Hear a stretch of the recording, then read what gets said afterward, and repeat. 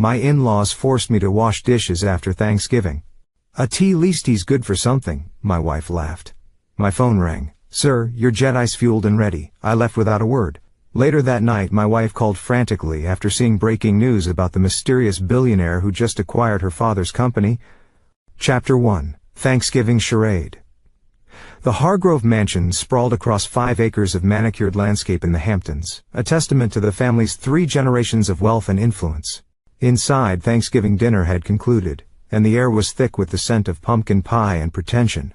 Broderick Hargrove, CEO of Hargrove Technologies, stood at the head of the dining table, swirling his 30-year-old scotch. Another successful quarter, he announced to his assembled family.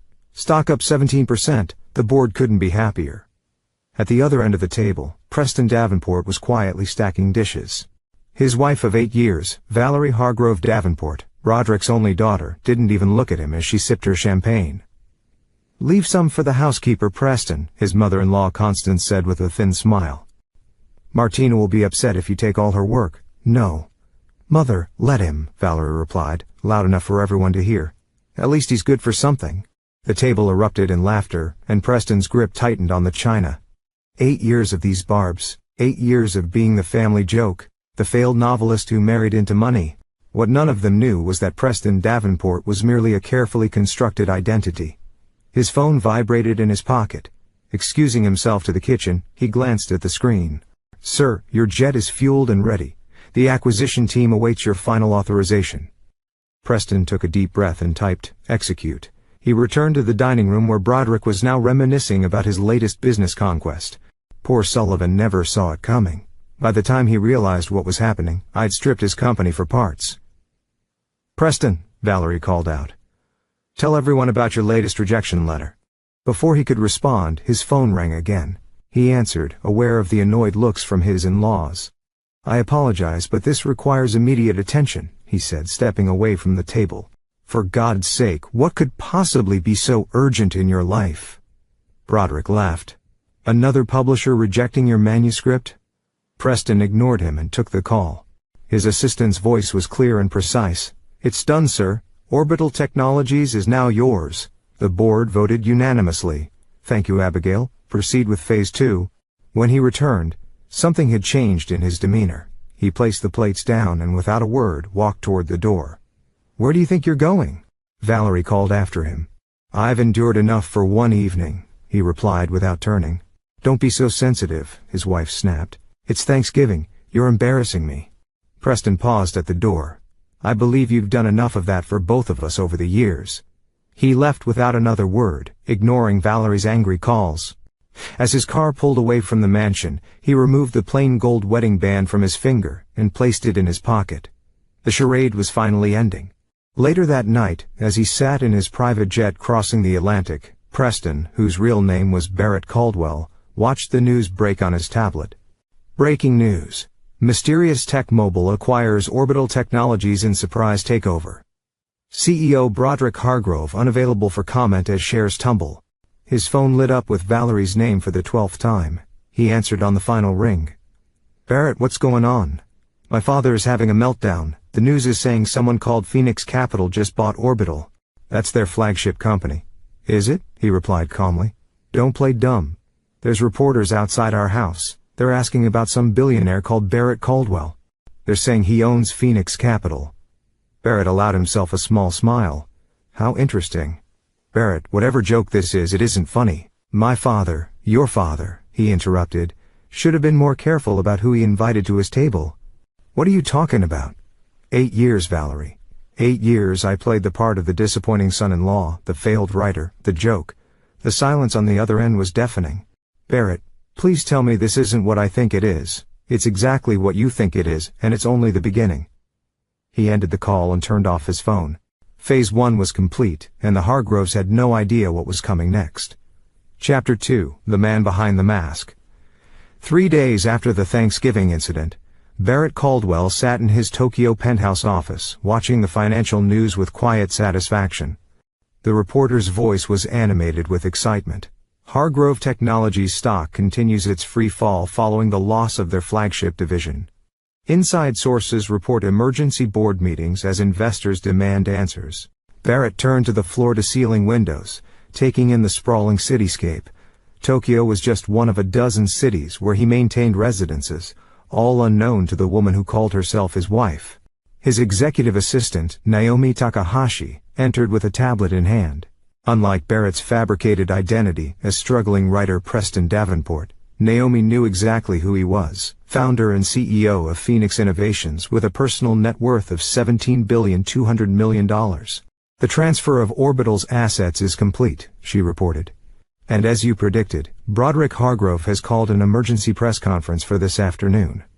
Perfect timing, Barrett replied. And Valerie, she's tried contacting all your known aliases. She's also hired a private investigator. Barrett smiled. Whoever she hired won't find anything I don't want them to find. Naomi hesitated. Sir, there's something else. Your sister called. Barrett's expression hardened. Talia knows not to contact me directly. She says it's important. Something about Valerie reaching out to her. Barrett considered this development. His younger sister Talia was the only family he had left, and she was the sole person who knew both sides of his life. Preston Davenport and Bara Caldwell, arrange a secure call. Hours later, as Barrett prepared for a video conference with his global executive team, the wall-mounted screen in his office displayed his sister's face. Talia Caldwell had the same striking blue eyes as her brother, but where his expression was calculated, hers was open and concerned. 8 years, Barrett, she began without preamble. 8 years of this ridiculous double life, and now you're finally making your move. You knew this day would come, he replied calmly. Valerie called me in tears. She thinks you've had some kind of mental breakdown. Barrett's laugh was hollow. Of course she does. The idea that her loser husband could be anything more than what she believed is inconceivable to her. She wants to know if I've heard from you. What am I supposed to tell her? Nothing. This doesn't concern you, Talia. His sister's expression hardened. You made it concern me when you spent nearly a decade living a lie. Do you have any idea what it's been like watching you debase yourself in front of those people, pretending I barely know my own brother at their social functions? It was necessary. Was it, or did you just want to make Broderick Hargrove suffer the way Dad did? Barrett's jaw tightened. The mention of their father always struck a nerve. Nicholas Caldwell had been a brilliant engineer whose revolutionary quantum processing design was stolen by a young, ambitious Broderick Hargrove in the late 1990s. The theft had destroyed their father, leading to a spiral of depression that ended with his suicide when Barrett was just 19 until Leah 14. This isn't just about Dad, Barrett insisted. Then what is it about? Revenge? Is that why you married Valerie? Was she just collateral damage in your vendetta against her father? Barrett didn't answer immediately. The truth was complicated. He had initially approached Valerie 8 years ago with revenge in mind, but something unexpected had happened. He found himself genuinely falling for her. For a brief moment, he considered abandoning his plan until he discovered what kind of person she truly was. Valerie made her own choices, he finally said. She showed me exactly who she is. Talia shook her head. Whatever she did, this elaborate scheme. 3 months into our marriage, Barrett interrupted, I discovered she was still seeing her ex-boyfriend. 6 months in, I found out she only married me because her father convinced her I was a useful idiot, a harmless diversion while she waited for someone worthy of the Hargrove name. Talia's expression softened. Barry, I didn't know. No one knew. I play my part, the pathetic husband.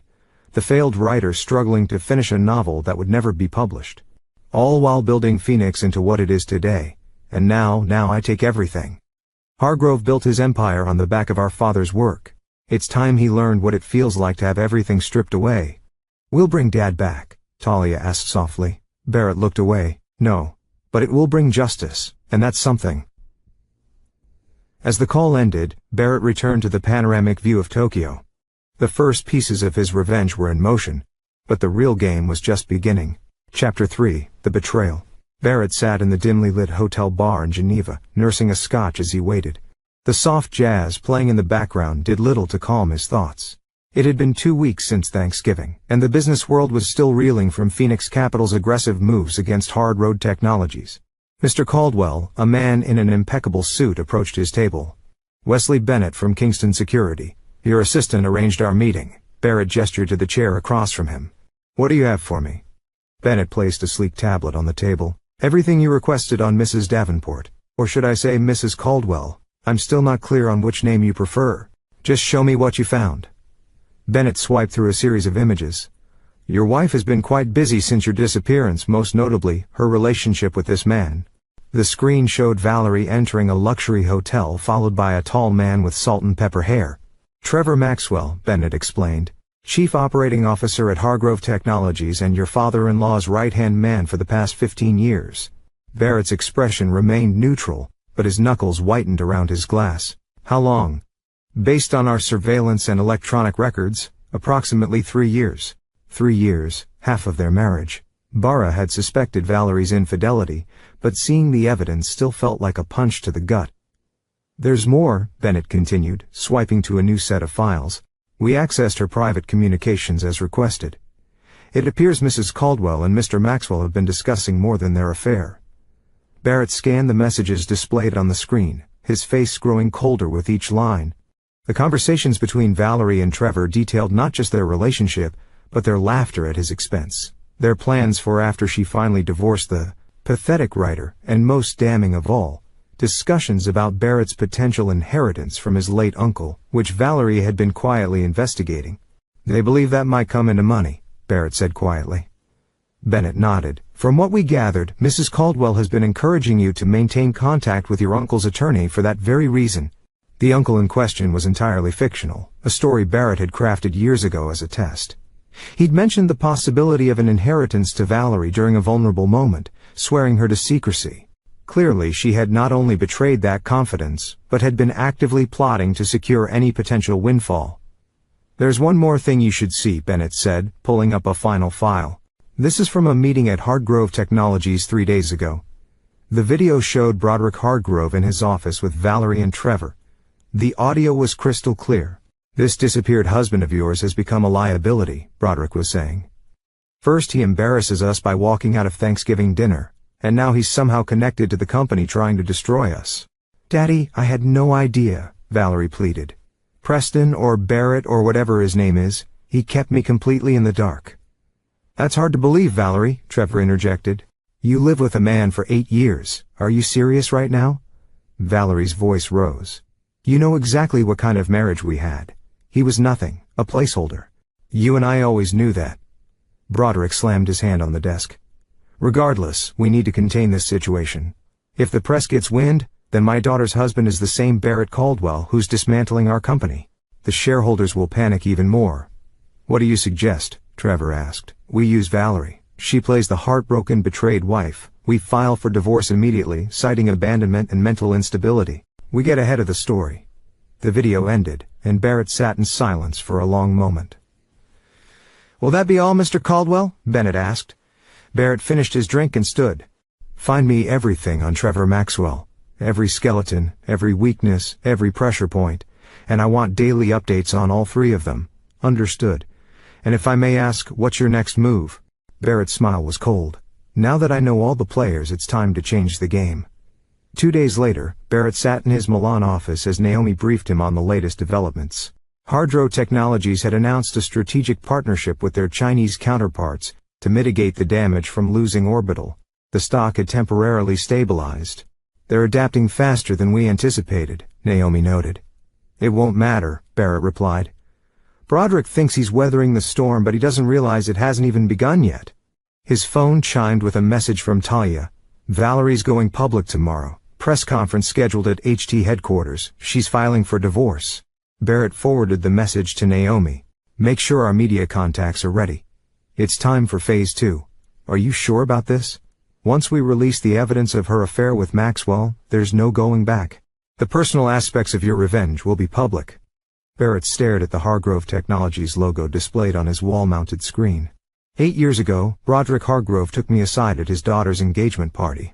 He told me he knew exactly who I was, not the struggling writer I pretended to be, but the son of Nicholas Caldwell. He laughed in my face, said my father was weak, and that I was just as pathetic for thinking I could infiltrate his family. But he still allowed the marriage? Because he didn't see me as a threat. He thought I was exactly what I appear to be, broken and bitter, seeking some petty revenge by marrying his daughter. He even encouraged Valerie to go through with it, convinced I could never harm them. Barrett turned to Naomi, his eyes cold. He was wrong. And now they all pay. Broderick for destroying my father, Valerie for her betrayal, and Trevor for thinking he could take what's mine. As Naomi left, Barrett opened his safe and removed an old photograph of his father standing proudly in his lab. Next to it was a faded newspaper clipping announcing Hargrove's breakthrough in quantum processing. "It won't be long now, Dad," he whispered to the photo. "Everything they built on your work is about to crumble, and I'll be there to watch it fall." Chapter 4. Opening Moves. The press conference was a masterclass in manufactured sympathy.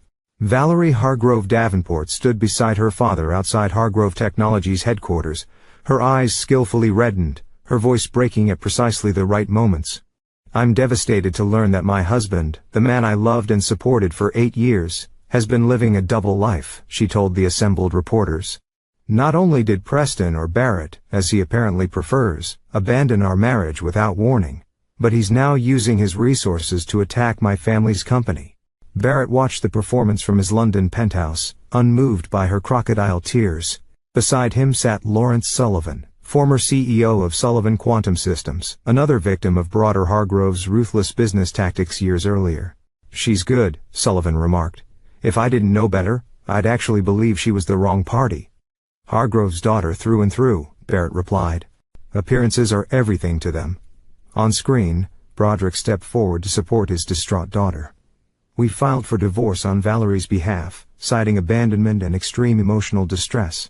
As for Mr. Caldwell's attacks on Hargrove Technologies, we view them as the vindictive actions of a disturbed individual with a personal vendetta." A reporter shouted from the crowd, "Is it true Barrett Caldwell is the son of Nicholas Caldwell, whose work on quantum processing formed the foundation of Hargrove's early success?"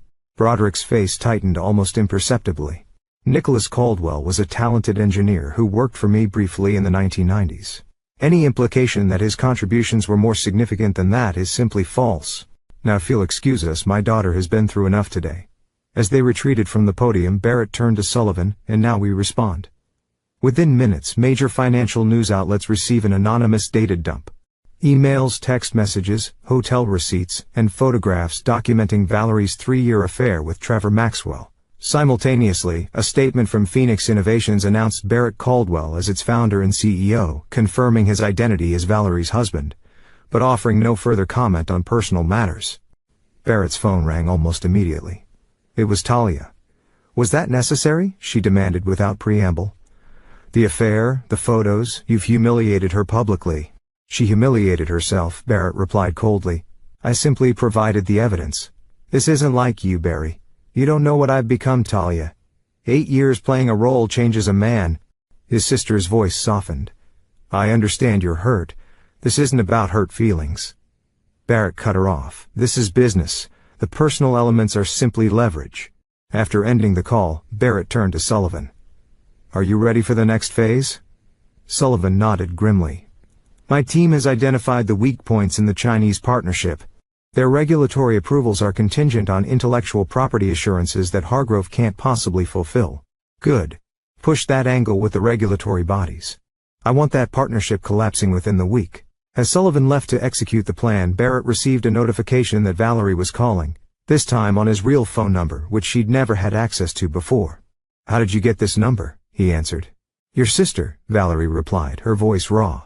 "Barrett, what you've done, the photos, the messages, all authentic as you well know. You've destroyed my reputation." Barrett laughed without humor. "Your reputation, that's what concerns you? Not the fact that you've been sleeping with your father's COO for 3 years?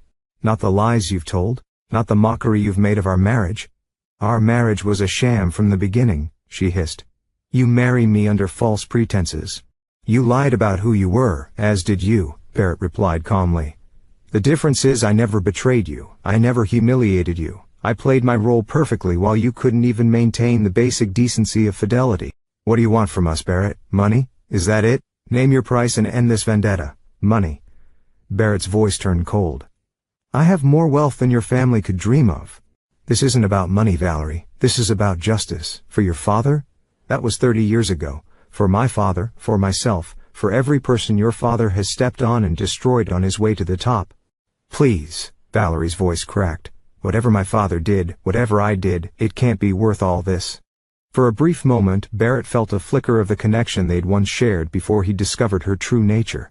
He pushed it aside ruthlessly. "It's worth everything," he said quietly, And we're just getting started. The following morning, Barrett met with his legal team in Zurich to review the latest developments. The Chinese partnership was already showing signs of strain, with regulatory questions being raised in Beijing. Broderick will be desperate for a lifeline, Barrett told his chief counsel Simone Rossi. That's when we offer one through a series of shell companies unconnected to Phoenix. And the terms, Rossi asked, superficially generous. Deep ownership transfers disguised as minor concessions. By the time he realizes what he signed, it will be too late. As the meeting concluded, Barrett received a message from an unexpected source. Trevor Maxwell wanted to meet. Interesting, Barrett murmured. Set it up, he told his assistant. Neutral location, full security protocols. 3 days later, Barrett sat in a private dining room of a Geneva restaurant waiting. When Trevor Maxwell entered, he looked significantly less polished than in his press appearances. Dark circles under his eyes, his designer suit slightly rumpled. Mr. Caldwell, Trevor began, extending his hand. Barrett ignored the gesture. You have 10 minutes. Trevor sat down, visibly uncomfortable. I want to offer a truce. A truce implies we're at war. This isn't war, Mr. Maxwell. This is extermination. Trevor paled. Look, I understand you're angry about Valerie and me. You understand nothing, Barrett interrupted. My wife's infidelity is merely a symptom of a greater disease. You, Valerie, Broderick, you're all cut from the same cloth. Entitled, corrupt, believing yourselves untouchable. I can help you, Trevor insisted. I have information, things about Broderick that could give you the leverage you need without destroying the company. Barrett studied him carefully. You're offering to betray your mentor, your friend's father, the man who made your career? I'm being practical. Hargrove Technologies employs thousands of people. Your vendetta threatens all of them. How noble of you to suddenly care about the employees, Barrett remarked sarcastically.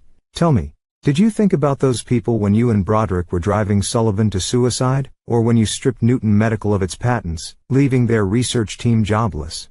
Trevor shifted uncomfortably. Business is business precisely, and this is business, my business. Barrett stood. Your 10 minutes are up. Wait. Trevor reached into his jacket and pulled out a flash drive. At least look at what I have. For the sake of the innocent people caught in the crossfire, Barrett took the drive, pocketing it without comment. A word of advice, Mr. Maxwell. Start updating your resume. You're gonna need it. As Barrett left the restaurant, he called Naomi. Have the security team analyze Maxwell's drive. I want to know if there's anything useful on it and step up surveillance on him. He's getting desperate, which makes him dangerous. Understood. And sir, there's been a development with your sister. Valerie reached out to her again, asking for help in arranging a meeting with you. Barrett frowned. Talia knows better than to facilitate that. She said to tell you that she thinks you should hear what Valerie has to say. Something about ending this before it destroys you too. Barrett ended the call without responding. His sister's concern was misplaced. There was nothing left of him to destroy. Preston Davenport, the vulnerable man who might have once loved Valerie, had never really existed, and Barrett Caldwell was forged in fire, immune to the emotional manipulation Valerie was so skilled at deploying. Or so he told himself as his car sped through the Swiss countryside, carrying him further along the path of his meticulously planned revenge. Chapter 5, The Counterattack. The Hargrove Empire was beginning to crack. Over the next week, Barrett watched from his New York apartment as the Chinese partnership collapsed under regulatory scrutiny. Hargrove Technologies' stock plummeted another 22%. And rumors of layoffs spread through the industry. They're taking the bait, Naomi reported, handing Barrett the latest financial analysis. Broderick has reached out to Meridian Capital for emergency funding. Barrett smiled thinly. Meridian was one of his shell companies created precisely for this purpose, and their board split. Half won't accept Meridian's terms. Half are pushing to explore other options. Maxwell is leading the resistance. Interesting. Barrett pulled up the analysis from Trevor's flash drive on his tablet. Maxwell's information was actually valuable. Detailed breakdowns of Hargrove's vulnerabilities, contingency plans, even Broderick's personal financial arrangements. He's more desperate than I thought. Or setting a trap, Naomi suggested. Perhaps, which is why we'll proceed carefully. Barrett forwarded a set of instructions to his team. Have Sullivan approach their board members individually. Focus on those with the most to lose. As Barrett put his plans in motion, the media frenzy around his identity in the Hargrove family drama intensified. Business magazines rushed to profile the invisible billionaire who had built a tech empire in secret while posing as a struggling writer. Social media exploded with memes about Valerie's affair and the spectacular unraveling of her public image. Through it all, Barrett remained silent, neither confirming nor denying the wildest speculations. His silence only fueled further interest, which served his purposes perfectly. Every headline about him was another blow to the Hard Rose reputation. His phone chimed with a message from Talia. "She's not going away, Barry. Either meet with Valerie or I'll bring her to you myself." Barrett grimaced. His sister's persistence was becoming problematic. Before he could respond, the secure line on his desk rang, the direct connection to his operations center. "Sir, we have a situation," his security chief reported. "There's been an attempt to breach our Paris servers. The attack signature matches Hardgrove's cybersecurity division." "Escalation," Barrett murmured. "They're getting desperate. Lock down all sensitive data and prepare countermeasures." "There's more," the security chief continued. "We've intercepted communications suggesting they're planning to go public with allegations about your father. They're constructing a narrative that Nicholas Caldwell stole the quantum processing designs from Hargrove, not the other way around." Barrett's hand tightened around the phone. "They would drag my father's name through the mud after everything they've already taken from him." "It appears to be Maxwell's strategy, sir. He's convinced Broderick it's their best chance at turning public opinion." "Initiate blackout protocol," Barrett ordered, his voice dangerously calm. "And tell Simone, I want the Maxwell contingency activated immediately." The blackout protocol was Barrett's most aggressive cybersecurity measure. A complete shutdown of Phoenix's public-facing systems coupled with a covert counterattack on the aggressor's infrastructure. Meanwhile, the Maxwell contingency was a plan Barrett had developed specifically for Trevor, targeting him personally rather than professionally. Within hours, Hargrove Technologies experienced a series of technical difficulties that took down their internal communications, while Trevor Maxwell discovered that his private bank accounts had been frozen pending a regulatory investigation into unexplained fund transfers. Transfers that Phoenix's team had fabricated but made appear completely authentic. Barrett was reviewing the chaos when Naomi entered his office, her expression grave. "Sir, your sister and Mrs. Caldwell are downstairs. They're insisting on seeing you." Barrett looked up sharply. "Here? How did they even find this location?" "Miss Caldwell says she's always known about this apartment. She tracked your movements years ago, but never mentioned it out of respect for your privacy." Barrett closed his eyes briefly. Talia had always been too clever for her own good. "Send him up, but stay close." Minutes later, Talia entered with Valerie close behind. His sister looked determined while Valerie appeared haggard, a far cry from the Polish socialite she normally presented to the world. "This ends now," Talia announced without preamble. "You two are gonna talk like adults." Barrett remained seated behind his desk. "There's nothing to discuss." "I disagree," Valerie said, her voice steadier than her appearance suggested. "You're destroying lives, Barrett. Not just mine or my father's, but thousands of innocent employees." "Don't pretend to care about the employees now," Barrett replied coldly. "You never spared them a thought before." "Maybe not," Valerie admitted, surprising him. "But I'm thinking about them now and about what this vendetta is doing to you." "To me," Barrett laughed. "I'm executing a business strategy. Clinical, efficient." "You're tearing apart your own life in the process," Talia interjected. "This obsession is consuming you." Barrett turned to his sister. "You don't understand what they did." "To Dad, I understand perfectly," Talia countered. "I lost him too, remember?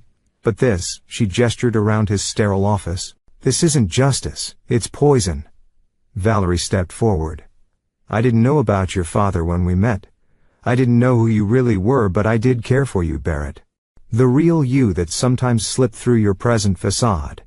"Convenient rewriting of history," Barrett replied. "Your affair with Trevor tells a different story." "I won't defend that," Valerie said quietly. "It was wrong, but it happened after years of living with a man who seemed to care more about his unfinished novel than about me. A man who flinched when I touched him, who disappeared for days claiming to be researching. I thought you didn't love me. I thought I was trapped in a loveless marriage because it was." Barrett snapped. "It was a business arrangement from the beginning, nothing more." "Then why did you stay for 8 years?" Talia asked. "Your plan could have been executed much sooner." The question hit Barrett like a physical blow. Why did he stay? The original plan had been to gain access to Hargrove Technologies through the marriage, gather the evidence he needed about his father's stolen work, then execute his revenge within 2 or 3 years at most. But something had changed. Those early years with Valerie before he discovered her true nature had been real, at least for him. "It doesn't matter now," Barrett said finally. "Too many lines have been crossed, too much damage done." "Then what do you want?" Valerie asked. "Complete destruction? Will that bring you peace?" "Peace was never the objective," Barrett replied. "Justice is. At what cost? To the oppressed. Look at yourself, Barry. When was the last time you felt anything but anger? When was the last time you created something instead of destroying it?" Barrett stood abruptly. "This meeting is over. Naomi will show you out." As they turned to leave, Valerie paused.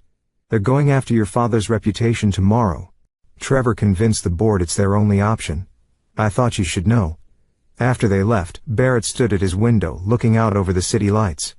His phone buzzed with updates from his team. Hardrow was indeed preparing a press offensive scheduled for the morning. They had constructed an elaborate narrative painting Nicholas Caldwell as a troubled, unstable engineer who had attempted to steal Broderick's work before being dismissed. It was the final insult. Barrett had tolerated the theft of his father's legacy, endured personal humiliation, even accepted Valerie's betrayal, but he would not allow them to desecrate his father's memory. "Naomi," he called his decision made. "Activate Phoenix Protocol, all targets, no restrictions." Naomi's eyes widened. "Sir, Phoenix Protocol is our nuclear option. There's no coming back from that. I'm aware." Barrett's voice was ice. "They've made their choice. Now they'll face the consequences." As Naomi left to execute his orders, Barrett opened his safe and removed a small wooden box containing his father's old pocket watch. Nicholas Caldwell had carried it every day until his death.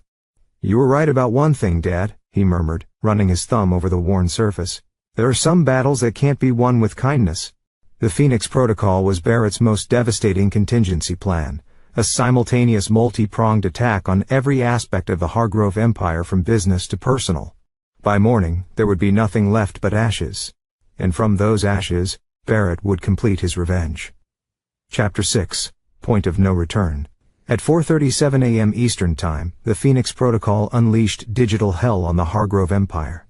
Barrett watched from his command center, a secure room in his Manhattan penthouse, filled with monitors displaying real-time data from around the world. "Phase 1 complete," his chief technology officer reported. "All Hargrove Technology systems successfully infiltrated. We have control of their internal communications, financial records, and research databases." Barrett nodded, his face illuminated by the blue glow of the screens. "Begin Phase 2. Release the documents to all major financial publications." Within minutes, journalists across the globe received explosive evidence of what Barrett had spent 8 years collecting. Proof that Broderick Hargrove had stolen Nicholas Caldwell's quantum processing designs, fabricated evidence to discredit him, and systematically erased his contributions from the historical record. But that was just the beginning. The Phoenix Protocol didn't merely aim to expose the truth. It was designed to methodically dismantle everything broader Hargrove had built piece by piece. "Trading opens in 3 hours, Barrett told his team. "I want every investor, partner, and board member to see these documents before the bell." As dawn broke over New York, Barrett's phone rang. It was Trevor Maxwell. "You've gone too far, Caldwell." Trevor's voice was ragged with panic. "The SEC is at my door. They're saying my accounts show evidence of insider trading." "How unfortunate," Barrett replied coldly. "Perhaps you should have considered the consequences before planning to defame my father's memory. This is illegal." "You can't just fabricate." "I fabricated nothing, Trevor. Every transaction in those accounts happened. The blockchain doesn't lie. If those transactions appear suspicious, well, that's between you and the regulators." "You son of a," Barrett ended the call and turned to his financial director. "What's the status of the Meridian offer?" "Hargrove's board is in emergency session now. With Maxwell under investigation, and the new documents becoming public, they're in panic mode." "Perfect." Barrett checked his watch, his father's watch. "Have Simone contact the board chair directly. Inform him that Meridian Capital is prepared to increase their offer in light of recent events, but only if they act within the hour." The trap was set. Meridian Capital, Barrett's shell company, would offer a lifeline to the drowning Hargrove Technologies board. They would accept out of desperation, not realizing that the terms effectively transferred controlling interest of the company to Barrett through a complex web of subsidiaries. By noon, the news had broken. Hargrove Technologies had accepted Meridian Capital's offer for a controlling stake. The stock stabilized briefly on the announcement before analysts began questioning who exactly controlled Meridian. Barrett's phone rang again, Valerie this time. "My father had a heart attack," she said without preamble, her voice shaking. "He's in the ICU. The doctors say the stress, they don't know if he'll recover." Barrett felt a momentary flicker of something. Not quite remorse, but perhaps the echo of the man he might have been in another life. "I'm sorry to hear that," he said finally, surprised to find he mended. "Are you?" Valerie's voice hardened. "Isn't this exactly what you wanted?" "My father destroyed. Our company in shambles, Trevor facing criminal charges. Justice isn't about what I want, Valerie. It's about what's right." "And who appointed you the arbiter of justice?" she demanded. "You talk about my father stealing your father's work, but at least no one died in that dispute. Can you say the same about your revenge?" The words hit Barrett with unexpected force. He had never intended for Broderick to die. Humbled, yes, ruined certainly, but not dead. "The doctors are doing everything they can," Valerie continued, her voice breaking.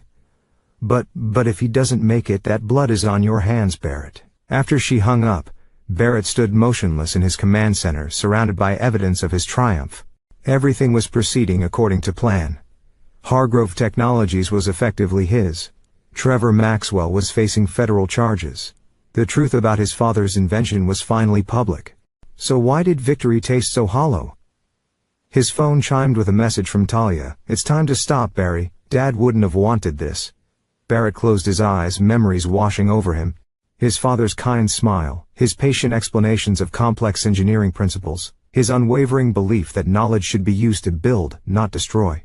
"Sir," Naomi interrupted his thoughts, "the transfer of ownership is complete. Hargrove Technologies is now under your control through the Meridian subsidiaries. Where are your orders?" Barrett stared at the Hargrove Technologies logo displayed on the central monitor. He had dreamed of this moment for over a decade. The moment when he would dismantle the company piece by piece, selling off its assets, and erasing Broderick Hargrove's legacy just as Broderick had tried to erase his father's. "Sir," Naomi prompted again. Barrett made his decision. "Maintain current operations. No further actions until I give the order." "You're pausing the protocol?" Naomi asked, surprised. For now, Barrett grabbed his coat. "I need to see something for myself." Hours later, Barrett stood in the corridor outside the cardiac intensive care unit, where Broderick Hargrove lay fighting for his life. He hadn't gone inside. He had no right to be there, but something had compelled him to come. "Barrett," he turned to see Valerie approaching, her eyes red-rimmed, her normally perfect appearance disheveled. "What are you doing here?" she asked, confusion and anger battling in her expression. "I needed to see," Barrett replied simply. "See what?" "Your handiwork." Her voice was bitter. "No. To see if I felt anything." Barrett met her gaze directly. 8 years of planning this revenge. "I needed to know if completing it would fill the void my father's death left behind." "And does it?" Barrett was silent for a long moment. "No," he finally admitted. "It doesn't bring him back. It doesn't undo the past." "Then what was it all for?" Valerie asked, genuine bewilderment in her voice. Before Barrett could answer, the hospital corridor was suddenly filled with activity. Doctors rushing into Broderick's room, alarms blaring. Valerie's face drained of color. "No," she whispered, pushing past him toward the room.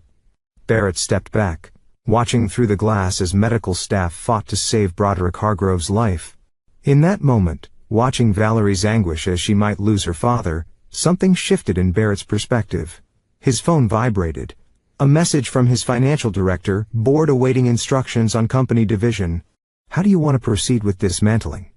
Barrett stared at the message for a long moment, then at Valerie through the glass, then back at his phone. With deliberate movements he typed, "Stand down. Maintain operations. Further instructions tomorrow." As he pocketed his phone, Barrett made a decision. Perhaps there was a path forward that honored his father's memory without causing more destruction. Perhaps. His thoughts were interrupted as Trevor Maxwell appeared at the end of the corridor, flanked by 2 FBI agents. Their eyes met, and Barrett understood immediately. Maxwell had made a deal.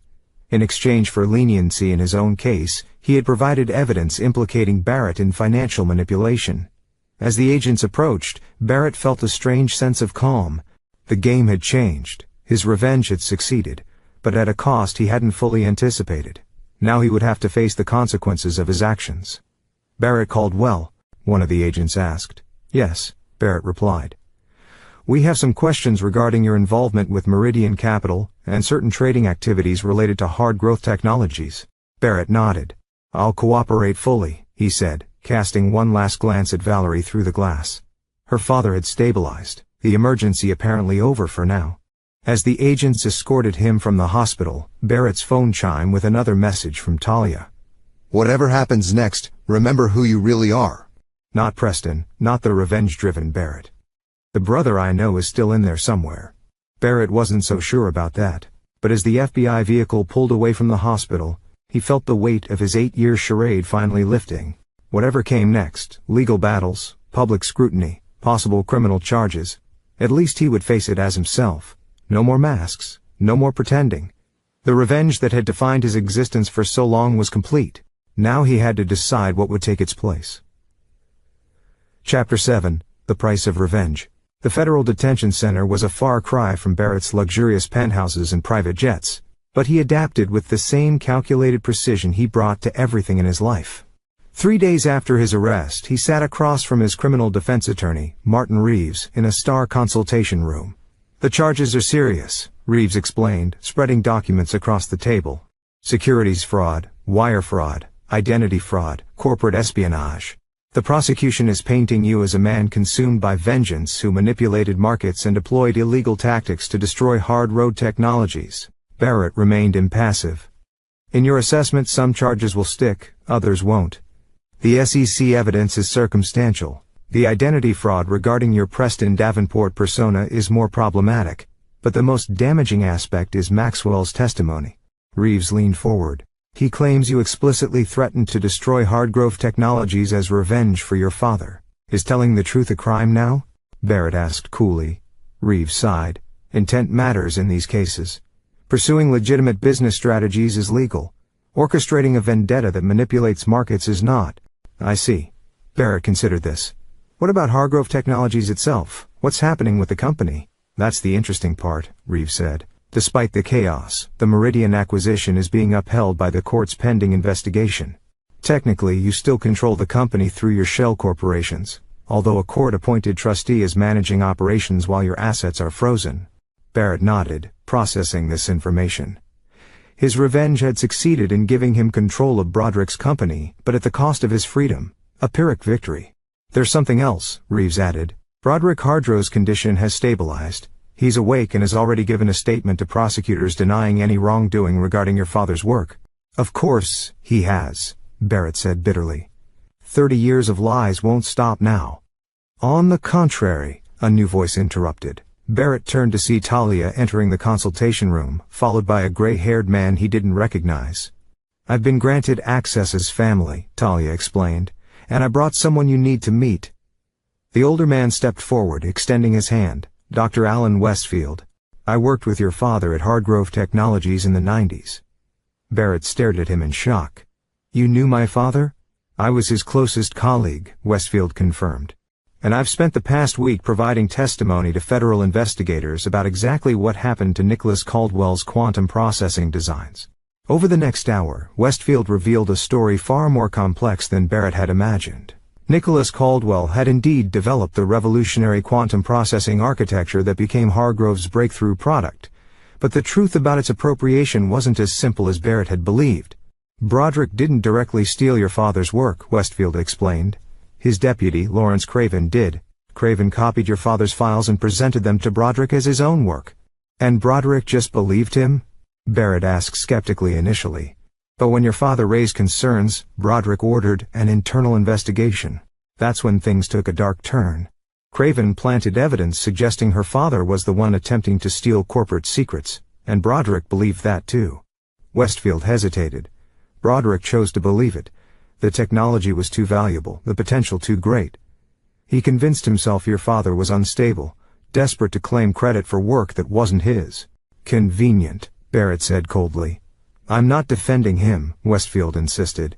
What happened to your father was a travesty. I tried to speak up at the time, but Craven threatened my career, my family. I stayed silent, and it's haunted me ever since.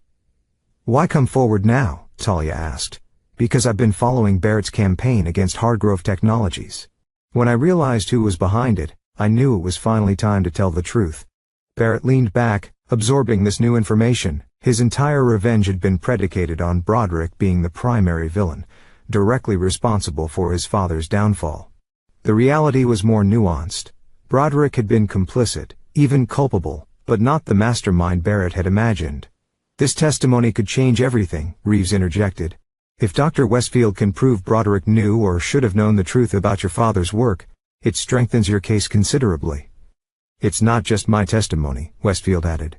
I've preserved document from that period, original design notes, emails, meeting minutes, enough to establish your father's rightful claim to the technology. For the first time since his arrest, Barrett felt a spark of hope, not for his freedom, but for his father's legacy. The truth might finally come to light. The recognition so long denied might finally be granted. There's one more thing you should know, Talia said quietly. Valerie has been trying to see you. She's been denied access because she's not family, but she's persistent. Barrett frowned. What could she possibly want? To talk. She says there are things you don't know about her, about your marriage. Our marriage was a lie, Barrett said flatly. 8 years of deception on both sides. Talia reminded him gently, maybe it's time to hear her out. Before Barrett could respond, a guard entered to inform them their time was up. As Talia and Westfield prepared to leave, Barrett made a decision. Tell Valerie I'll see her, he told his sister. And Reeves, arrange a meeting with the prosecutors. I want to discuss a potential resolution, a plea deal. Reeves asked, surprised. No, Barrett replied. A different kind of justice.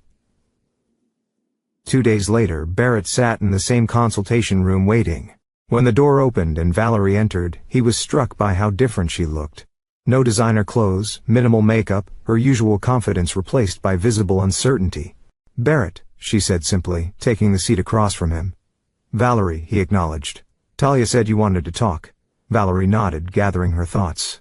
My father had another heart attack yesterday, a minor one, but the doctors say his heart is significantly damaged. I'm sorry to hear that, Barrett said and meant it. Are you? Valerie studied him. The man I lived with for 8 years, Preston would have been. But Barrett Caldwell, the man who orchestrated all this, I don't know him at all. You never knew me, Barrett replied. That was the point. Did not? Valerie challenged. The books you read, the music you loved, the way you'd stay up all night working on your supposed novel, but were actually building your empire. Those things were real, weren't they? Barrett remained silent, uncomfortable with her insight. Your cover story needed consistency, she continued. But somewhere along the way, parts of the real you slipped through. The man who rescued that stray dog during the thunderstorm. The man who remembered every anniversary even while planning my family's destruction. What's your point, Valerie? My point is I don't think our entire marriage was a lie. I think somewhere in those 8 years there were moments of truth between us. Before, she trailed off. Before you started sleeping with Trevor? Barrett finished bluntly. Valerie flinched but didn't look away. Yes, before that. Why did you? Barrett asked, the question escaping before he could stop it. If he saw something real in me, why betray that? Valerie's composure cracked slightly. Because you were never really there, Barrett. Physically present but emotionally unreachable. I thought it was because of your writing struggles, but now I understand. You were always looking through me, past me, at your real target. The truth of her words stung more than Barrett expected, and Trevor was, she continued, convenient, available, not plotting your family's downfall. Barrett suggested sarcastically. Present, Valerie corrected softly. Just present. It wasn't about love. It was about not feeling invisible in my own marriage. The irony wasn't lost on Barrett. He, the invisible billionaire, had made his wife feel invisible. Perhaps they'd both been wearing masks all along. I didn't come here to justify what I did, Valerie said after a moment.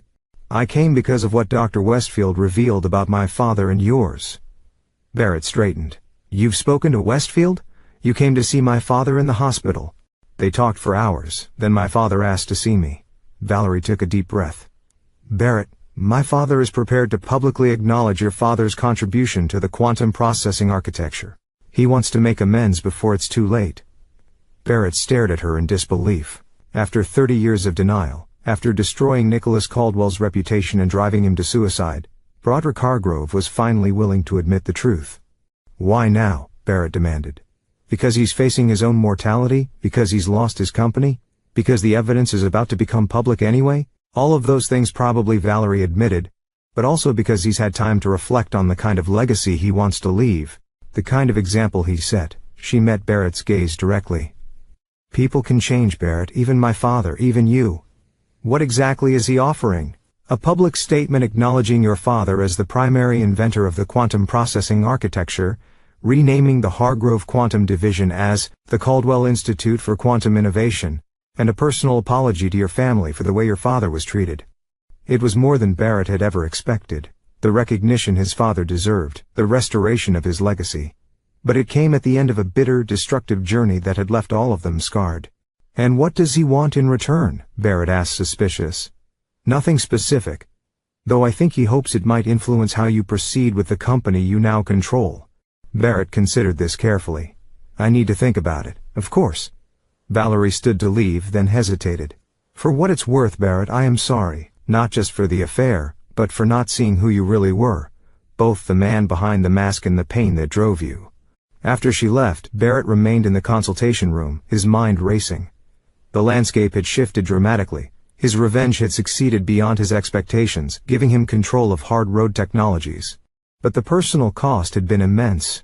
His freedom, his identity, perhaps even pieces of his humanity. Now he faced a choice, continued down the path of destruction, dismantling the company piece by piece as he planned, or forge a different legacy.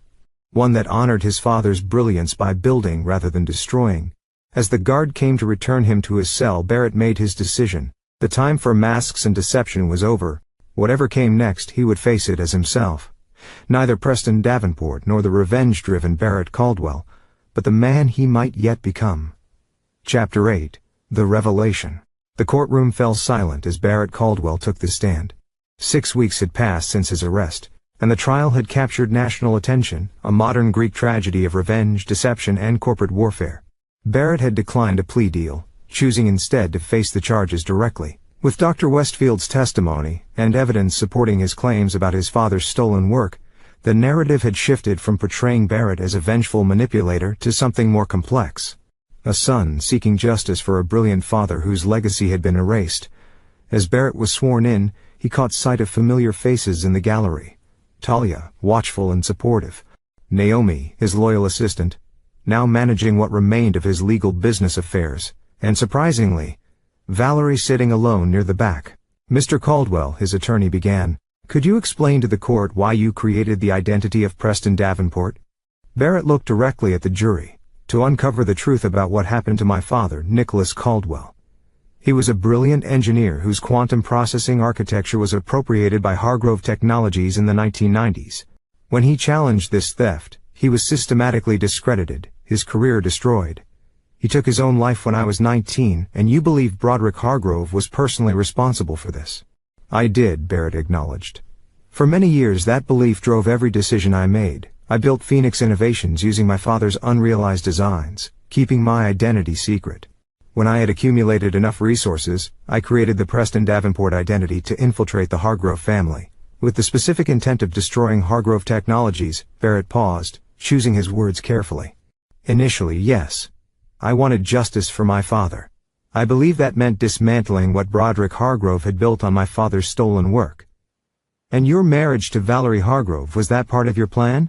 Barrett glanced at Valerie briefly before answering. It began that way. I approached her with calculated intent, but over time he hesitated. The lines blurred. Preston Davenport was a construct, but living as him for 8 years affected me in ways I hadn't anticipated. The questioning continued for hours, covering Barrett's business tactics, the Phoenix Protocol, and the complex financial maneuvers that had ultimately given him control of Hargrove Technologies. Throughout, Barrett was honest about his actions while explaining the context behind them. When the prosecution began their cross-examination, the tone shifted dramatically. Mr. Caldwell, the prosecutor began, you've presented yourself as a son seeking justice. But isn't it true that your actions went far beyond exposing the truth about your father's work? I pursued multiple avenues to achieve justice, Barrett replied evenly, including deliberately marrying a woman under false pretenses, including orchestrating the financial ruin of numerous individuals associated with Hargrove Technologies, including actions that contributed to Broderick Hargrove's heart attacks. Barrett didn't flinch. I take responsibility for my actions, all of them, even those that nearly killed a man. I never intended physical harm to come to Broderick Hargrove or anyone else. My objective was to reveal the truth and reclaim my father's legacy. The prosecutor approached with a document. Yet in this email to your executive team, you specifically stated, Hargrove will know what it feels like to lose everything, just as my father did. He looked up at Barrett. Does that sound like someone interested merely in truth and justice, or what does it sound like, revenge? Barrett was silent for a moment. It was both, he finally admitted. I wanted justice, but I also wanted revenge. I won't deny that. No further questions, the prosecutor said, returning to his table. As Barrett stepped down from the witness stand, he felt a strange sense of liberation. For years he had lived behind carefully constructed facades, calculating every word and action. Now finally, the truth was exposed, not just about his father's stolen work, but about his own actions and motives. The following day, in a surprising development, Broderick Hargrove appeared in court, frail but determined. Over his doctor's objections, he had insisted on testifying. I've come to set the record straight, Broderick began, his voice weaker than the commanding tone Barrett remembered. 30 years ago, a terrible injustice was done to Nicholas Caldwell under my watch, with my knowledge, and ultimately with my blessing. The courtroom stirred with murmurs as Broderick detailed how his ambitious deputy had presented Nicholas Caldwell's revolutionary quantum processing design as his own, how Broderick had initially believed him, and how when confronted with evidence of the truth, he had made the devastating choice to protect the company's interests over doing what was right. I convinced myself it was a gray area, Broderick testified, that Caldwell's work had been developed using company resources, that the final implementation had required our team's refinements. But the core breakthrough, the insight that made everything possible, that was Nicholas Caldwell's, and I failed to acknowledge that. Broderick turned directly to Barrett. I can't undo the past. I can't bring your father back, but I can finally tell the truth. The quantum processing architecture that built Hard Road Technologies was your father's creation. He deserved the recognition, the patents, the place in history that was denied him. As Broderick's testimony concluded, Barrett felt a complex mix of emotions: vindication for his father, a hollow sense of victory, and an unexpected weight lifting from his shoulders. The truth he had fought so long to expose was finally public, acknowledged by the very man who had buried it. That evening, as Barrett was being escorted back to detention, his attorney rushed up with news. The judge is considering dismissing several of the most serious charges. Broderick's testimony changed everything. What about Hargrove Technologies? Barrett asked. The Meridian acquisition, still in legal limbo. But with both you and Broderick now cooperating with authorities, there's talk of a potential negotiated resolution. 3 days later, Barrett sat in a conference room with his legal team, prosecutors, and representatives from Hargrove Technologies, including Broderick himself. On the table was a proposed settlement that would resolve both the criminal charges against Barrett and the future of the company. The terms are straightforward, the lead prosecutor explained. Mr. Caldwell pleads guilty to reduced charges of securities manipulation and identity fraud, with a recommended sentence of time served plus 3 years probation.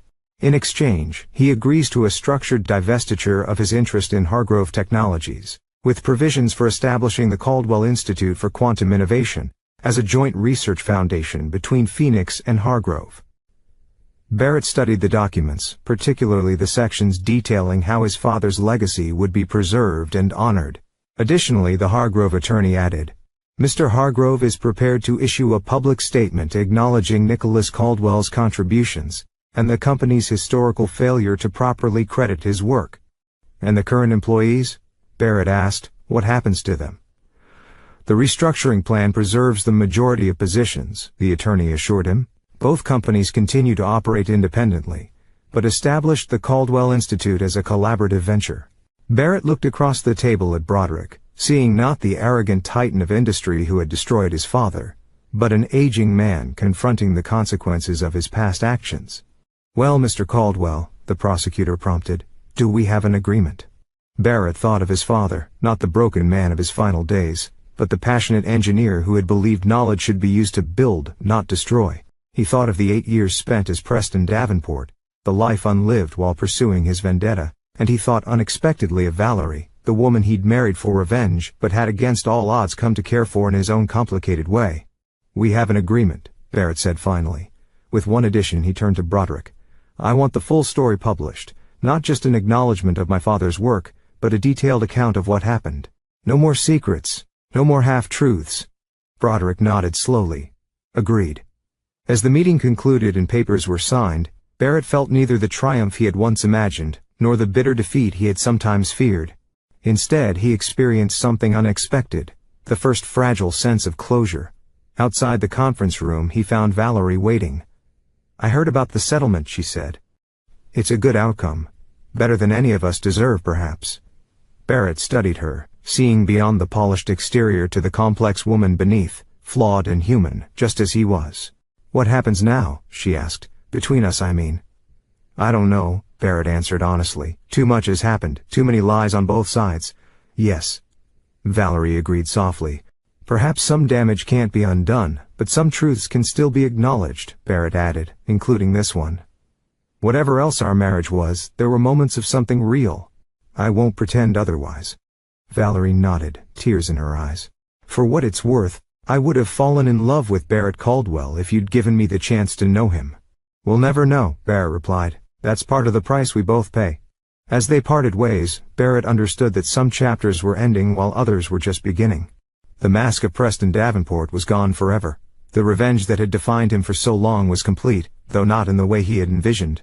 Now he faced the most daunting challenge of all, discovering who Barrett Caldwell might become when unburdened by the past, when defined by more than vengeance and deception. It was a question he was finally ready to answer. Chapter 9: The Aftermath. 6 months after the settlement, Barrett stood on the observation deck of the newly inaugurated Caldwell Institute for Quantum Innovation. The glass and steel structure rose from the Phoenix Innovations campus in Seattle. Its architecture, a striking blend of forward-thinking design and subtle homage to the past. Inside, dozens of the world's leading quantum physicists and engineers were already at work, advancing the technological frontier that Nicholas Caldwell had helped pioneer 3 decades earlier. On the main wall of the atrium hung a large portrait of Barrett's father, alongside a comprehensive display detailing his contributions to quantum processing architecture, and the true history of how his work had transformed the industry. "Impressive, isn't it?" Talia said, joining Barrett at the railing. "Dad would have loved this place." Barrett nodded, taking in the bustling research floors below. "It's a better memorial than revenge ever could have been." In the months since the trial, Barrett had undergone a profound transformation. The settlement had allowed him to avoid prison time beyond what he'd already served, though his reputation remained complex. Part villain, part vindicated son, part brilliant businessman who had built 2 separate technology empires. Phoenix Innovations continued to thrive under his leadership, while Hargrove Technologies had stabilized under new management following Broderick's retirement. The Caldwell Institute, jointly funded by both companies, stood as a bridge between them, a testament to how tragedy could ultimately yield something constructive. "Have you seen today's Wall Street Journal?" Talia asked, handing him a folded newspaper. The headline read, "Caldwell's Quantum Leap: How the Tech Industry's Most Notorious Revenge Plot Gave Rise to Its Most Promising Innovation Center." Barrett skimmed the article, which offered a surprisingly balanced account of his story, acknowledging both the extremity of his methods and the legitimacy of his grievances. The piece ended with quotes from several Institute researchers, all expressing excitement about working in an environment where Nicholas Caldwell's groundbreaking approaches were being honored and expanded upon. "Public opinion seems to be shifting in your favor," Talia observed. "I'm not sure I deserve that," Barrett replied. "The means don't justify the ends regardless of how things turned out." "No," Talia agreed. "But recognizing that shows how far you've come." Their conversation was interrupted by Barrett's assistant, who approached with an apologetic expression. "I'm sorry to disturb you, sir, but there's a situation requiring your attention. The Palmer Group is attempting a hostile takeover of Sullivan Medical Technologies." Lawrence Sullivan, the former CEO who had partnered with Barrett during his campaign against, had recently revived his family's company with Barrett's backing. Now it seemed they faced a threat from the notoriously aggressive Palmer Group. "What's our exposure?" Barrett asked.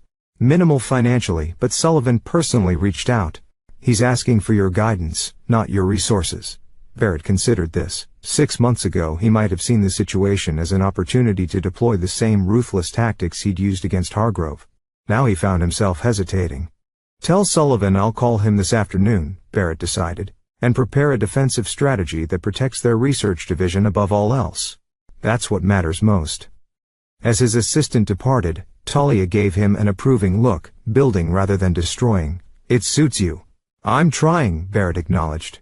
They continued their tour of the facility, stopping occasionally to speak with researchers eager to share their projects with the Institute's founder. In these interactions, Barrett found an unexpected satisfaction, the genuine respect of brilliant minds appreciating not his wealth or power, but his understanding of their work and his father's legacy within it. Later that afternoon, as Barrett prepared to leave, his security chief approached with an update he'd been expecting but dreading. "Mrs. Caldwell's divorce filing has been processed, sir. The papers require your signature. Though the settlement included their separation, finalizing the divorce have been delayed by legal complications surrounding Barrett's temporary incarceration, and the complex untangling of which assets belong to Preston Davenport versus Barrett Caldwell."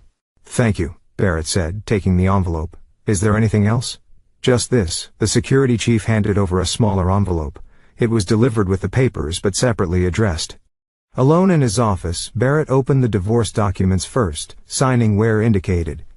8 years of marriage built on deception, sustained through complicated emotions, and now ending with surprising civility. The terms were fair, with Valerie claiming far less than she might have demanded. The second envelope contained a single folded note in Valerie's handwriting.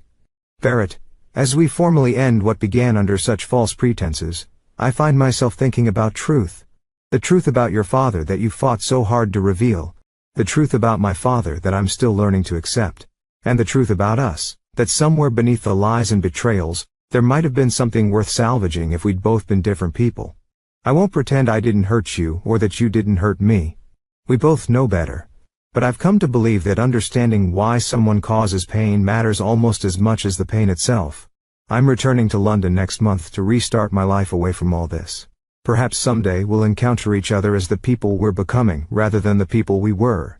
Until then, I wish you peace, something I suspect neither of us has known for a very long time."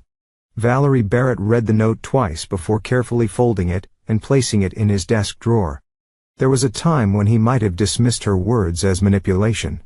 Another Hardgrove attempt to rewrite history. Now he recognized the same complicated truth she did, that their relationship had been neither entirely false nor entirely real, but something uniquely complex forged in unusual circumstances.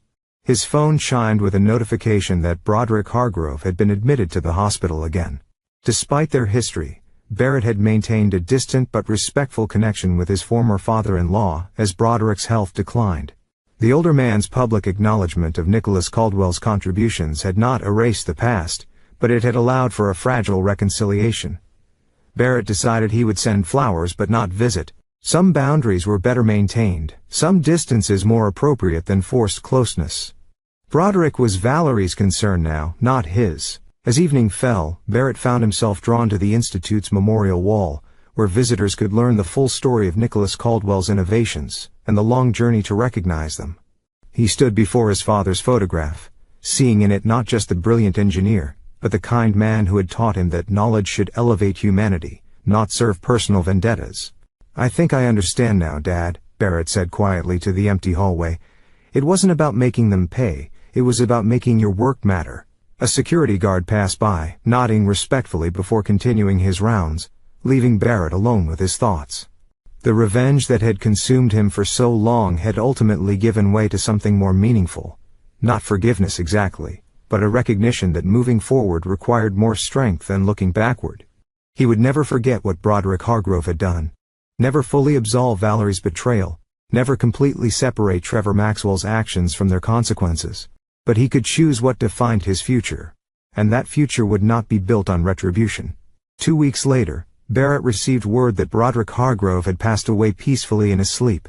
The news arrived as Barrett was reviewing plans for the Institute's next phase of expansion. The official statement from Hargrove Technologies acknowledged Broderick's complicated legacy, including his late-in-life admissions regarding Nicholas Caldwell's work.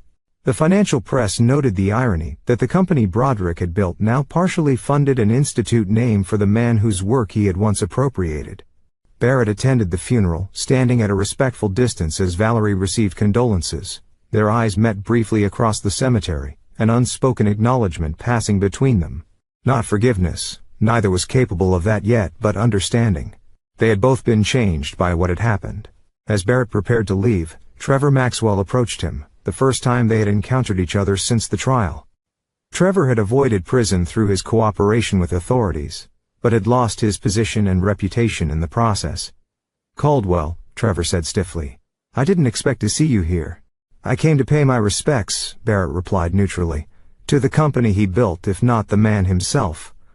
Trevor studied him. "You won, everything you wanted?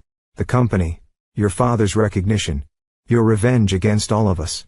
Barrett shook his head. "If that's what you think this was about, you still don't understand." "Then explain it to me," Trevor challenged. "What was it all for if not revenge?" Barrett considered the question carefully. It began as revenge, he admitted, but it ended as something else, a reckoning. Not just for Broderick or Hardgrove Technologies, but for me, for who I became while pursuing vengeance. "And who is that exactly?" Trevor asked skeptically. Barrett looked across the cemetery to where Valerie stood beside her father's casket. "Someone who finally understands that the most important legacy isn't what you take from others, but what you build yourself." He left Trevor without another word, walking back to his waiting car. The driver had instructions to take him directly to the airport. The Palmer Group's attempted takeover of Sullivan Medical had escalated, and Barrett was needed in Boston to help formulate a defense. This time, however, his strategy would be different. Not destruction, but protection. Not vengeance, but value. The lessons of the past 6 months had changed his approach fundamentally. As the car pulled away from the cemetery, Barrett received a message from Talia. "The Sullivan situation looks serious. What's your plan?" Barrett thought carefully before responding. To do what Dad would have done, build something better. In the distance he could see Valerie watching his departure, a solitary figure against the gray horizon. They would likely never repair what had been broken between them. Too much deception, too much betrayal on both sides. But they could acknowledge the truth of what had happened, and who they had been to each other. That Barrett had come to believe was its own form of justice. Not the fiery retribution he had once craved, but the cold clarity of truth finally exposed a light. His revenge was complete, but not in the way he had imagined. The Hargrove Empire had not been destroyed but transformed. His father's legacy had not been avenged but honored. And Barrett himself had not found satisfaction in his enemy's downfall. But in the future, he was now free to build. As Seattle vanished behind him and new challenges beckoned ahead, Barrett Caldwell finally released the last vestiges of Preston Davenport, the mask he had worn for so long, and embraced the man he had become. Neither the vengeful son nor the deceptive husband, but something entirely new. Someone his father might have recognized. Someone he was still learning to know. And there you have it. Thanks for watching, take care, good luck. After listening to today's story, perhaps it has raised some new questions in your mind, or maybe it has brought back some old memories. Every day on Reddit, new experiences and moments create fresh stories, and they connect all of us. Everyone has their own unique journey in life, and we all try to understand the world in our own way. These kinds of moments remind us that we are all human, sometimes happy, sometimes sad, and always learning something new. If you enjoyed this story, feel free to share it with your friends. Your thoughts and feedback are always valuable to us, as they motivate us to create even better content. Every story has its own unique angle, and our goal is to understand everyone's perspective and make our content diverse and relatable. Stories like these help us realize that life's journey is different for everyone, and by hearing other stories, we learn something new. You can also share your own stories with us. Your experiences are valuable to us as well, and if you enjoyed this video, please leave your feedback. We aim to create content that brightens your mind and gives you new ideas every time. If you've already seen this video before, your feedback is still important. With every piece of feedback, we can improve our content and bring a new perspective to our viewers. Today, what we saw was just a small part of the many stories shared on Reddit and across the world. It's a reminder of how we all try to understand life by sharing our experiences with each other. This video was only an example of how we try to connect with others through storytelling, learning about different sides of life. We hope to continue sharing such stories that help us all learn and grow together. Thank you for your time, and don't forget to keep an eye out for more stories coming soon. If you haven't already, please like and follow for more amazing content. Your support keeps us going, and we will strive to bring you more thought-provoking and heartwarming stories. Until next time, take care and stay curious. **